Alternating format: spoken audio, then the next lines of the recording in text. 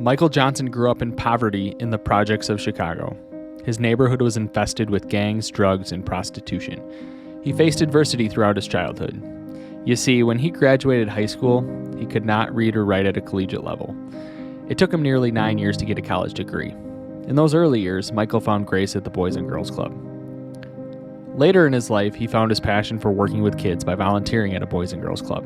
I ended up volunteering for about 6 months at the John L. Yancey Boys and Girls Club out in the south side of Chicago, near the Inglewood community. And I ended up volunteering for 6 months, and that's when I knew that I wanted to work with kids for the rest of my life and that I could be a nonprofit leader.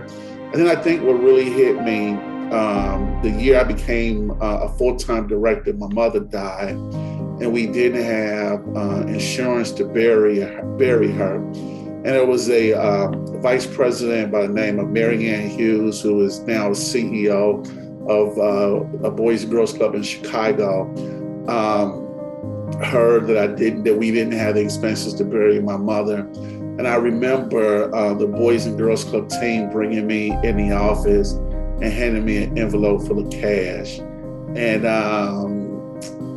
And I just got to tell you, I just knew then just some of the trauma and things that families deal with.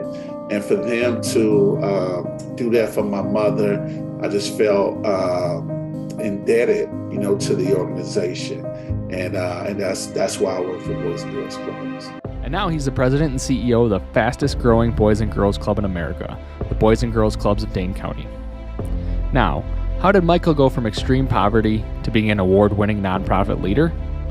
One word: perseverance. Throughout his life, Michael's built incredible relationships, surrounded himself with people who helped him learn and grow, and made a commitment to being the best version of himself that he could be. On this episode of Wisco Legacy, we talked to Michael about the journey that led him to becoming the CEO and president of the Boys and Girls Clubs of Dane County. There's a lot of great lessons to learn from Michael. We also talk about what he does with the Boys and Girls Clubs of Dane County and the McKenzie Workforce Center that they just broke ground on. Michael was an incredible guest. I'm so excited for you to listen to this episode.